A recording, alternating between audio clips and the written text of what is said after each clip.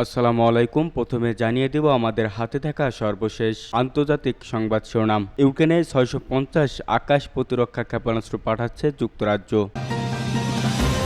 আবারও গাজায় ইসরায়েলি আগ্রাসনে নিহত আরও 17 ফিলিস্তিনি। এবার লেবাননের প্রতিরোধ যোদ্ধাদের হামলায় ইসরায়েলের 4টি ঘাঁটি ধ্বংস। এদিকে আরজি করে চিকিৎসক ধর্ষণ হত্যা মামলায় সোমবার সুপ্রিম কোর্টে আবার শুনানি।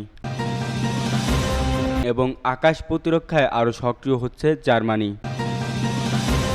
সর্বশেষ জানিয়ে দেব কর ফাঁকির মামলায় দোষ স্বীকার বাইডেন পুত্রের। এবার বিস্তারিত। তার আগে আমাদের ভিডিওটি ভালো লেগে থাকলে লাইক, কমেন্ট এবং সাবস্ক্রাইব করবেন।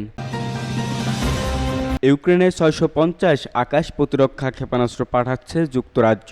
ইউক্রেনে 650টি আকাশ প্রতিরক্ষা ক্ষেপণাস্ত্র পাঠাচ্ছে ব্রিটিশ সরকার। রাশিয়ার ড্রোন ও বোমা হামলা ঠেকাতে এসব অস্ত্র পাঠানো হচ্ছে বলে জানা যায়, যার মূল্য $213.13 মিলিয়ন। শুক্রবার ব্রিটেন সরকার এই তথ্য জানিয়েছে বলে খবর রয়টার্সের। জার্মানিতে যুক্তরাজ্যের একটি সামরিক ঘাঁটিতে 50 দেশের একটি অ্যাডহক জোটের বৈঠকে যুক্তরাজ্যের প্রতিরক্ষামন্ত্রী জন হেইলি ইউক্রেনকে আকাশ প্রতিরক্ষা ক্ষেপণাস্ত্র দেওয়ার ঘোষণা দেন। 2022 সালে ইউক্রেনে হামলা চালানোর পর গত সপ্তাহে ব্যাপকভাবে বিমান হামলা চালিয়েছে মস্কো। এ অবস্থায় রুশ হামলা ঠেকাতে পশ্চিম বিশ্বের কাছে আরও আকাশ প্রতিরক্ষা দাবি করছে ইউক্রেন। জন হেইলি বলেন, ব্রিটেনের নতুন সরকার ইউক্রেনে দ্রুত সময়ের মধ্যে সামরিক সহায়তা পাঠাতে প্রতিশ্রুতিবদ্ধ। এজন্য চলতি বছরের শেষের দিকে যুক্তরাজ্য ইউক্রেনে ক্ষেপণাস্ত্রের প্রথম চালান পাঠাবে। আমাদের নতুন প্রতিশ্রুতি ইউক্রেনের আকাশ প্রতিরক্ষা ব্যবস্থাকে গুরুত্বপূর্ণ অবস্থানে নিয়ে যেতে সহায়তা করবে। তিনি আরও বলেন, ইউক্রেনে যে ক্ষেপণাস্ত্র পাঠানো হবে তার প্রস্তুতকারক হল থালেস। এসব ক্ষেপণাস্ত্র 6 কিলোমিটারের অধিক লক্ষ্যবস্তুতে আঘাত হানতে সক্ষম এবং স্থল, সাগর এবং আকাশ থেকে এটি নিক্ষেপ করা যাবে বলে তিনি জানিয়েছেন। গাজায় ইসরায়েলি আগ্রাসনে নিহত আরও 17 ফিলিস্তিনি। গাজায় ইসরায়েলি হামলায় গত 24 ঘন্টায় আরও 17 ফিলিস্তিনি নিহত হয়েছেন। বিধ্বস্ত এই ভূমিতে নিহতের মোট সংখ্যা পৌঁছে গেছে প্রায় 40,900 জনে। বৃহস্পতিবার 5 সেপ্টেম্বর এক প্রতিবেদনে তথ্য জানিয়েছে বার্তা সংস্থা আনাদুলু। গাজার স্বাস্থ্য মন্ত্রণালয় জানায়, গাজায় ইসরায়েলের চলমান হামলায় কমপক্ষে আরও 17 ফিলিস্তিনি নিহত হয়েছেন। এতে করে গত বছরের অক্টোবর থেকে এ পর্যন্ত মোট মৃতের সংখ্যা বেড়ে 40,878 জনে পৌঁছেছে। নিহতরা বেসামরিক নাগরিক এবং তাদের বেশিরভাগই নারী ও শিশু। গাজার স্বাস্থ্য মন্ত্রণালয় আরও জানিয়েছে, ইসরায়েলি আগ্রাসনে আরও অন্তত 94,454 জন ব্যক্তি আহত হয়েছেন। বিশ্ব সম্প্রদায়ের গাজায় অবিলম্বে যুদ্ধবিরতি দাবির পরও ইসরায়েল অবরুদ্ধ গাজায় নৃশংস হামলা অব্যাহত রেখেছে। জাতিসংঘ এবং মানবাধিকার সংগঠনগুলো বলে আসছে, গাজায় যুদ্ধের সময় নিয়ম ভঙ্গ করা হয়েছে। গত 7 অক্টোবর আকস্মিক হামলা চালিয়ে 1200 ইসরায়েলিকে হত্যার পাশাপাশি প্রায় 250 ইসরায়েলি ও বিদেশি নাগরিককে গাজায় বন্দী করে নিয়ে আসে ফিলিস্তিনি প্রতিরোধ আন্দোলন হামাস। এরপর থেকে পাল্টা হামলা চালিয়ে যাচ্ছে ইসরায়েল। লেবাননের প্রতিরোধ যোদ্ধাদের হামলায় ইসরায়েলের 4টি ঘাঁটি ধ্বংস। লেবাননের প্রতিরোধ যোদ্ধা হিজবুল্লাহর হামলায় ইসরায়েলের সেনাবাহিনীর 4টি গোয়েন্দা ও গুপ্তচর বৃত্তির ঘাঁটি ধ্বংস হয়েছে। গত বছরের 7 অক্টোবর থেকে ফিলিস্তিনের প্রতিরোধ যোদ্ধা হামাসের প্রতি সমর্থন জানিয়েছে ইসরায়েল হামলা চালিয়ে যাচ্ছে হিজবুল্লাহ। আর এ হামলা ইসরায়েলের আল আশি ঘাঁটির প্রযুক্তিগত ব্যবস্থা এবং সরঞ্জাম ধ্বংস হয়ে গেছে। ইরানের সংবাদ মাধ্যম পাসটুডের এক প্রতিবেদনে এ তথ্য জানানো হয়েছে। এতে বলা হয়েছে, মিস আল জাবাল শহরের সামনে আল বাগদাদি এবং বায়াত বেলিদা নামের দুটি ঘাঁটির মাঝখানে আল আশি হল উত্তর ইসরায়েলের অন্যতম দিক নির্দেশনামূলক এবং গুরুত্বপূর্ণ সীমান্ত ঘাঁটি। ইসরায়েল এই ঘাঁটিকে বেশিরভাগ আর্টিলারি হামলা চালানোর জন্য ব্যবহার করে থাকে। হিজবুল্লাহর কাফর সোবারে থাকায় ইসরায়েলের আল শামাকা ঘাঁটিতেও হামলা চালিয়েছে। এছাড়া সেবা কৃষি খামারের আল রাদার ঘাঁটিতে মর্টার হামলা চালিয়েছে লেবাননের প্রতিরোধ যোদ্ধারা।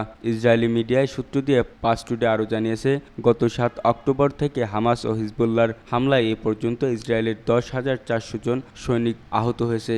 গাজা যুদ্ধ 11 মাসে প্রবেশ করেছে। এ অবস্থায় হাজার হাজার ইসরায়েলি নেতানিয়াহুর বিরুদ্ধে বিক্ষোভ প্রদর্শন পরিবেশন করে তারা হামাসের সাথে একটি চুক্তিতে পৌঁছানোর দাবি জানিয়েছে। অবিলম্বে হামাসের সাথে বন্দি বিনিময় চুক্তি স্বাক্ষরের জন্য মন্ত্রিসভাকে চাপ দেওয়ার জন্য অনুষ্ঠিত এই বিক্ষোভে অংশগ্রহণকারীদের সাথে পুলিশের তীব্র সংঘর্ষ হয়। ইসরায়েলের বিভিন্ন শহরে এমন সময় সরকার বিরোধী বিক্ষোভ অনুষ্ঠিত হচ্ছে যখন হামাসের সামরিক শাখা আল কাসিম ব্রিগেড গাজা উপত্যকায় সম্প্রতি 6 জন ইসরায়েলি জিম্মির ভিডিও প্রকাশ করেছে। এদিকে হামাস আন্দোলনের অন্যতম সিনিয়র নেতা ওসামা হামদান সতর্ক করেছেন, গাজায় দখলদার ইসরায়েলের আগ্রাসন অব্যাহত থাকলে ইসরায়েলি বন্দীদের ফেরত পাঠানোর পরিবর্তে তাদের হত্যা করা হবে। হামদান বলেছে, ইসরায়েলি বন্দীরা হয় ইসরায়েলি সেনাবাহিনীর বোমা হামলা বা ইসরায়েলি সেনাদের গুলিতে অথবা প্রতিরোধ বাহিনীর সাথে সংঘর্ষে নিহত হবে।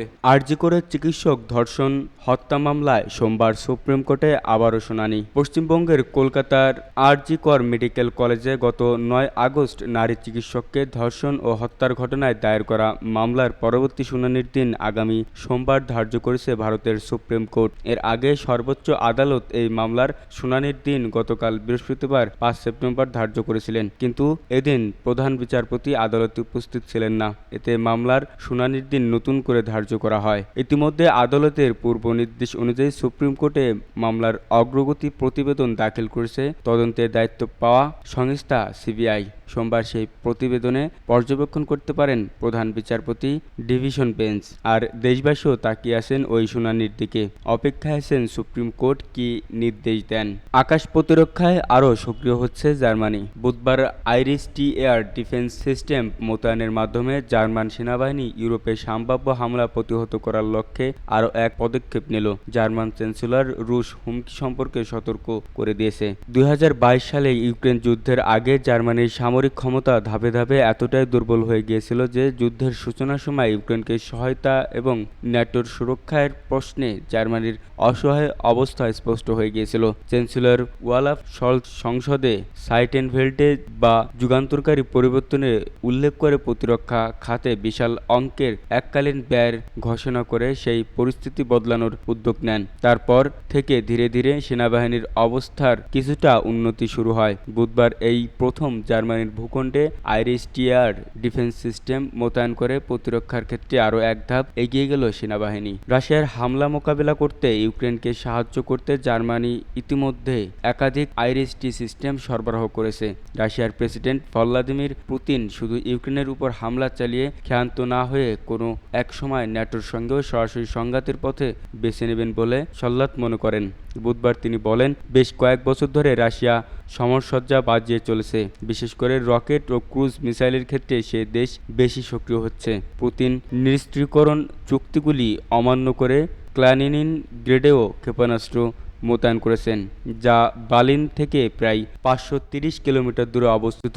জার্মান চ্যান্সেলরের মতে সেটা অবহেলার সমান। জার্মান চ্যান্সেলর ইউরোপীয় স্তরে প্রতিরক্ষা আরও জোরদার করতে ডিফেন্স সিস্টেমের পাশাপাশি নিজস্ব ক্ষেপণাস্ত্রের ভান্ডার বাড়ানোর উপরেও জোর দিচ্ছেন। এক্ষেত্রে রাশিয়ার সঙ্গে বিপজ্জনক ফারাক দূর করা জরুরি বলে সলসাদ মনে করেন।